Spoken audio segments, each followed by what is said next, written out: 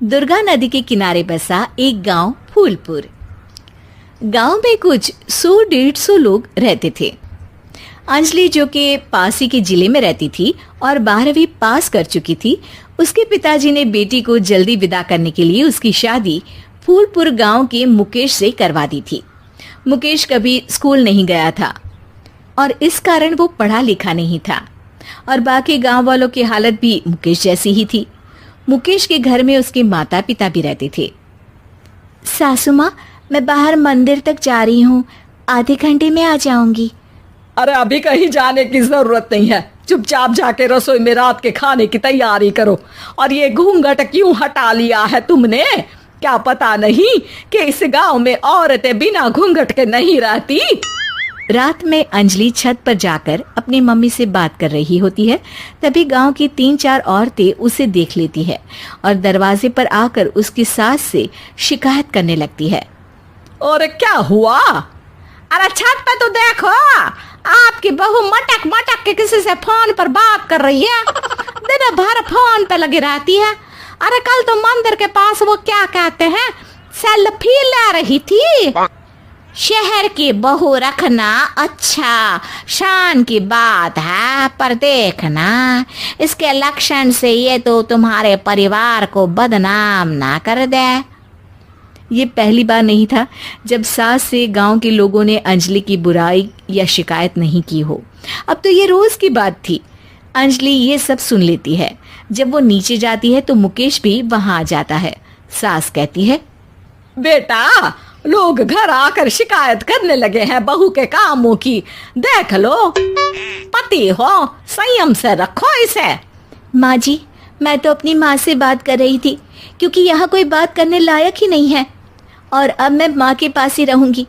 वहाँ क्या रहना, वहाँ बाहर के लोग तो ठीक है, पर घर के लोग भी इज्जत ना दे सके। अरे नहीं नहीं अंजलि, ऐसा नहीं है, धीरे धीरे सब ठीक हो जाएगा, तुम फिक्र ना करो।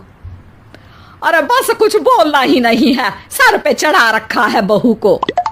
सास मुकेश की नरम बात सुन के वहां से मुंह चढ़ाकर चली जाती है। मैं तो कहती हूँ हम दोनों शहर चले जाते हैं।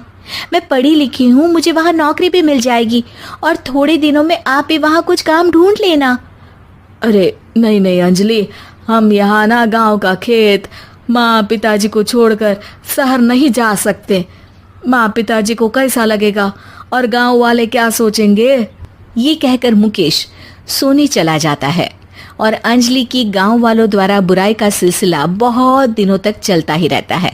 लेकिन अंजलि गुस्सा ना दिखाते हुए समझदारी से काम लेती है।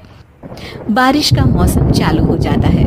जोरदार बारिश से पूरे गांव में हाहाकार मच जाता है।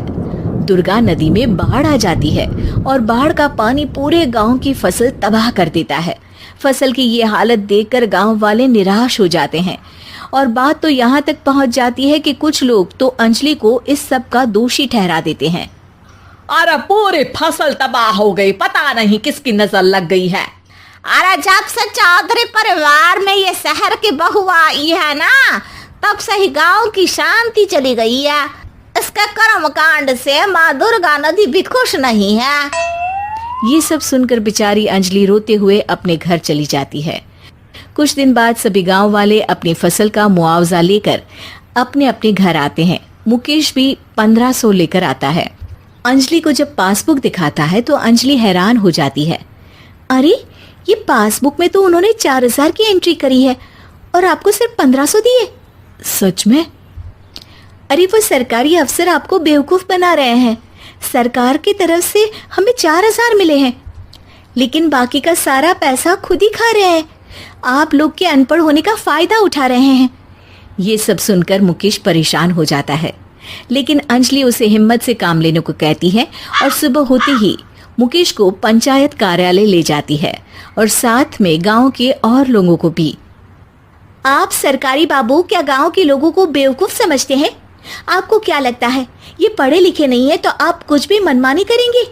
ये बेचारे दिन रात इतनी मेहनत करते हैं, ये हमारे अन्नदाता हैं और आप इनके साथ ऐसा धोखा करते हैं। अरे क्या बके जा रही है ये लड़की? किस धोखे की बात कर रही है? अपने कांड करके नदी माँ को नाराज करके हमारा नुकसान करके इसे चैन नहीं मिला क्या? सरपंच जी, इन सरकारी बाबू ने मुझे बेवकूफ बनाया है और मेरे हिस्से के पैसे खुद चट कर गए। बस ये सुनते ही सरपंच वहां से दुम दबाकर भाग जाता है।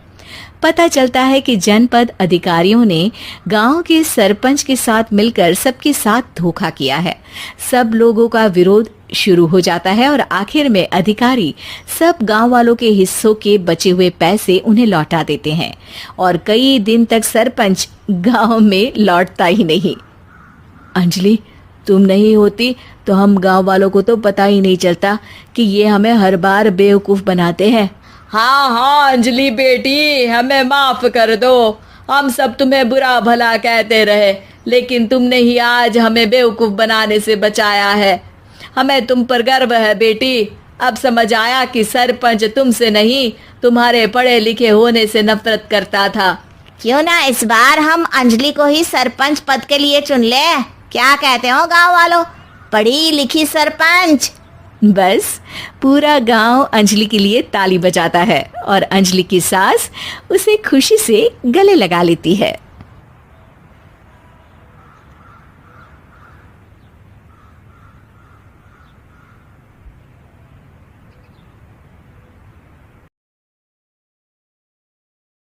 अपने पराए।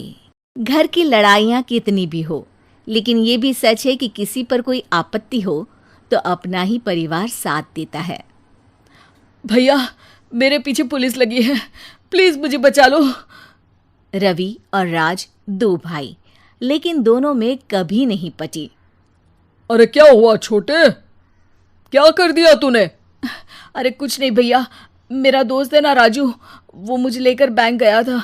मुझे नहीं पता भैया कि वो वहाँ बैंक लूटने जा रहा है। मैं उसके साथ बैंक में घुसते ही सीसीटीवी कैमरे में दिख गया हूँ। अब पुलिस मुझे ढूंढ रही है भैया, मुझे बचा लो। राज कुछ सोचता है, फिर कहता है, ओके, तुम यहीं रुको, मेरा एक दोस्त पुलिस में है, मैं बात करता हूँ। तभी वहाँ रवि की बीवी राज की बीवी के साथ आ जाती है। तुम लोगों के घर जब तक पुलिस का आना जाना है, बच्चों को यहीं छोड़ दो, उन पर असर ठीक नहीं पड़ेगा।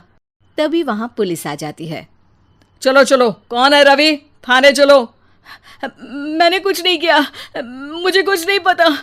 अरे वो तो पुलिस स्टेशन चलकर ही पता चलेगा कि कुछ पता है कि नहीं। चलो। कहानी का फ्लैशबैक। भैया, मुझे मेरे मकान में हक चाहिए ही चाहिए। अरे लेकिन छोटे, अभी मेरे बच्चों पर काफी खर्चा है, तेरी भाभी की भी तबीयत ठीक नहीं रहती, बजट बिल्कुल नहीं है कि मैं अलग होकर रहूं। देख लो भैया, 1 महीना है तुम्हारे पास, जल्दी से घर खाली कर दो। अरे कैसी बात कर रहे हैं भैया, मेरे शरीर में अभी इतनी हिम्मत भी नहीं कि घर को खाली करे। तो क्यों अपना पोषण बेचा भाभी? अरे तुम तो जानती हो, पिताजी की बीमारी के कारण उन्हें हमारी जरूरत थी, कैसे आते पैसे। ससुर जी तो बूढ़े थे भाभी, उनकी बीमारी में भी पैसे लगाना कौन सा अकल का काम था? तो क्या पिताजी को मैं मरने के लिए छोड़ देता? अरे रवि, तू तो समझ, पापा को हमारी जरूरत थी, उन्होंने हमारे लिए हर वो काम किया जिससे हमें खुशी मिले। बैक टू रवि, जो जेल में बैठा है। ये मैंने क्या कर दिया था? मैं ना पिता का हुआ ना ही भैया का। मेरे साथ जो हो रहा है ठीक ही हो रहा है। तभी वहां पुलिस वाला आता है। रवि, तुमसे कोई मिलने आया है।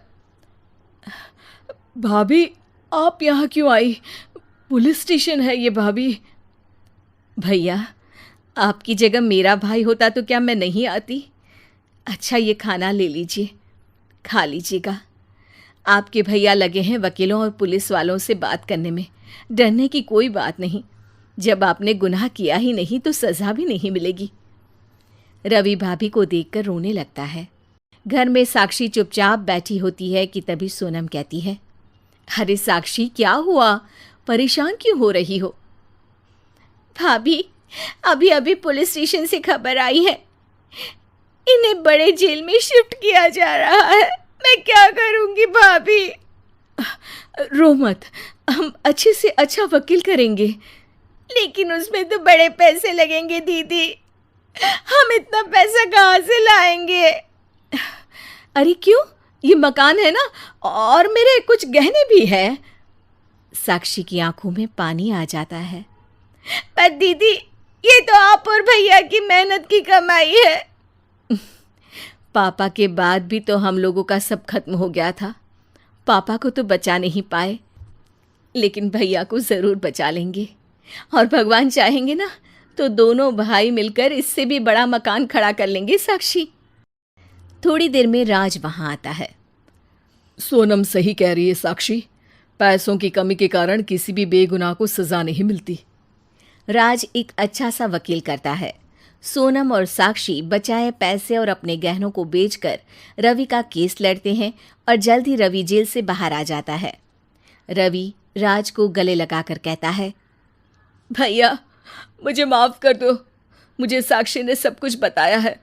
भैया आपने मुझ पर विश्वास किया, मेरे लिए दिन रात मेहनत की, भाभी ने अपने गहने तक बेच दिए। भैया आपने तो पापा के लिए भी पैसे नहीं देखे, लेकिन मैं बहुत ही सेल्फिश निकला। भैया एक आखिरी बार मुझे माफ़ कर दो, मैं शर्मिंदा हूँ। अरे भाई, अपने तो अपने ही होते हैं। पापा ने हमारे लिए क्या नहीं किया, ये तुम्हें बताने की ज़रूरत नहीं है मुझे। और फिर तू तो मेरा भाई है। पैसे से बढ़कर रिश्ते होते हैं भाई।